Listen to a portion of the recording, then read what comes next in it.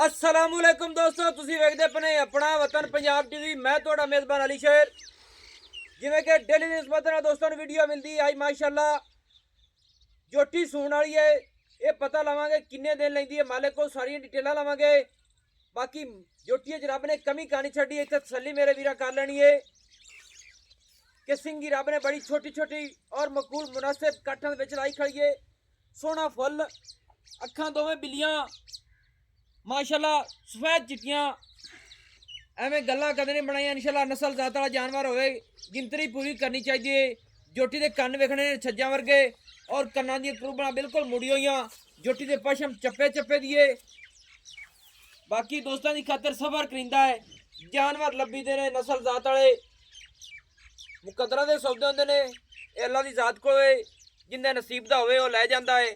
बाकी जोटी दे इत्थे खुत्ती चेक करनी है, सिंगां दे विच बिल्कुल ठप्पी होई माशाअल्लाह छत्ते चप्पे चप्पे दे लई फिरदी है। गर्दन जोटी दे 2 हथ लंबी हाजिर टाइम तसल्लियां करावांगे।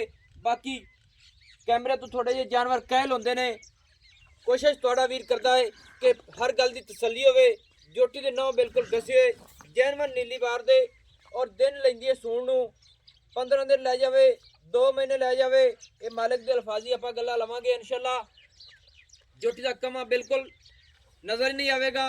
मोढे जोटी दे बिल्कुल विच ठप्पे होए, दुन्नी घोड़ी दा पता निशान नहीं है। बाकी आपां डिटेल नालों नाल मालिक को लवांगे।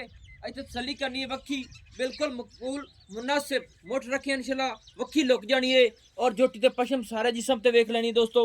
चप्पे चप्पे दी तसल्ली करा से इंशाअल्लाह हर गल दी सौदा नसीब दा होना है। जोटी नूं ना थोड़ा जिहा ओरले पासे होर फेरो, पहले पासे होर ते ना तू खड़ा रहो जी इत्थे। हाँ जी ऐन पवा ऐन।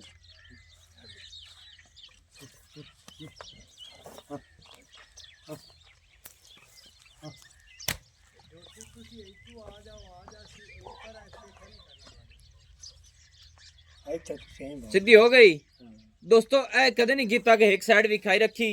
कोशिश करिंदी है वीरां वास्ते सारियां साइडां जोटी होवे मझ होवे तसल्ली कराने अंग अंग कैमरे दी नज़र दे विच हुंदा है। बाकी जेड़ी गल थोड़ा को जावे माजरत असीं पहले भी कर लैने कि माजरत नाल साडे को बाद विचों पुछ सकदा जिस दोस्त नूं चाहिदा होवे जानवर। इंशाअल्लाह जिथे जिथे जानवर गए ने नस्ल जात वाले इंशाअल्लाह नीली बार दे लेके दित्ते ने। इत्थे दोस्तों तसल्ली कर लैनी है। जोटी दा खुड्डा माशाअल्लाह फुट तो भी ज़्यादा चौड़ा, सिंगल हड्डी ढाकां चकी होईयां।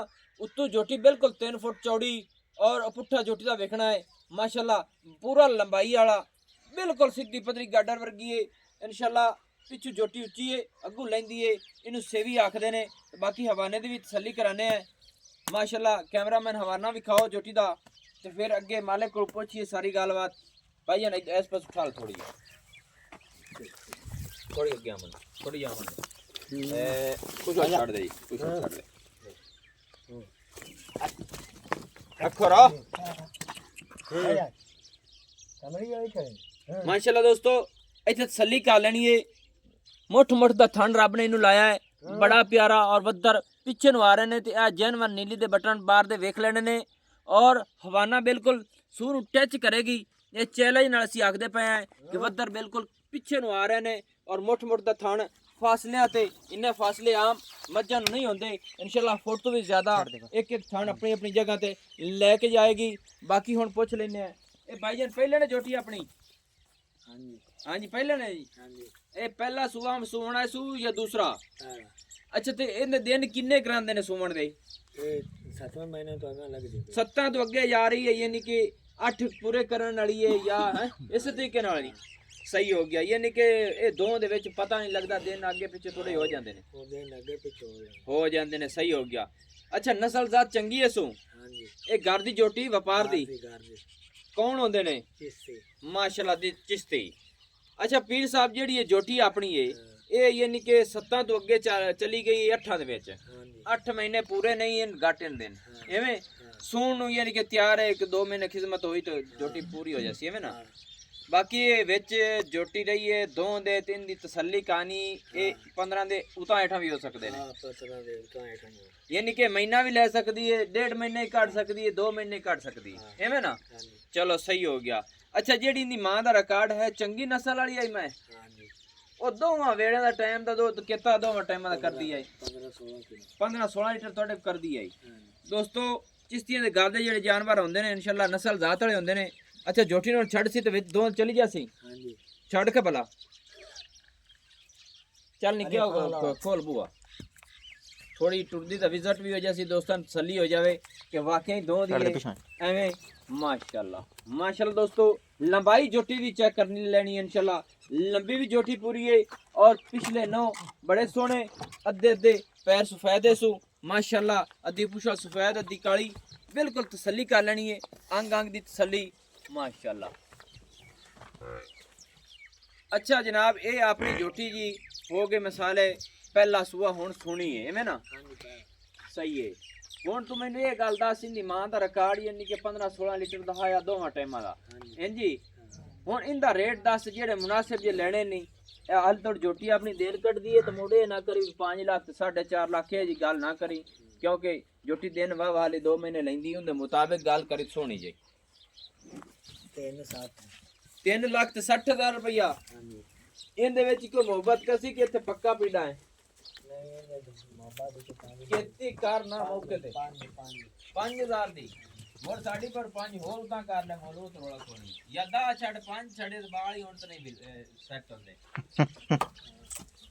10000 छड़ साढ़े रोक मोड़ 3.5 लाख रुपया रेट इंदा फाइनल सही हो गया बाकी गारंटी किसी दे देना भैया जी नस्ल आई यहां नहीं लभदी विरना केतियां पा जासी चलो वंड मुड़ चंगी पा जांदी बिल्कुल चंगी अच्छा ते हवाना के तक बना जासी कि सब बंदा चंगा है अल्लाह पाक तेन वक्त लावे अल्लाह पाक तेन ज्यादा रिज़्क देवे ते 3.5 जो घटदी नहीं और अपनी अच्छा दोस्तों 3.5 लाख रुपया फाइनल डिमांड है जोटी दी पहला सुआ हुण सुनिए नस्ल जात दी फर्क नहीं है चिश्तियां दे घर दी है और नंबर जेड़ा अपना होंदा तुसी लिख लेना उसी 0301 65 29 776 तहसील और जिला अपना पास पतन शरीफ है डाक खाना होता है दोस्तों की खातिर अच्छी और बेहतरीन वीडियो लेके हाजिर होऊंगा अल्लाह हाफिज पाकिस्तान जिंदाबाद।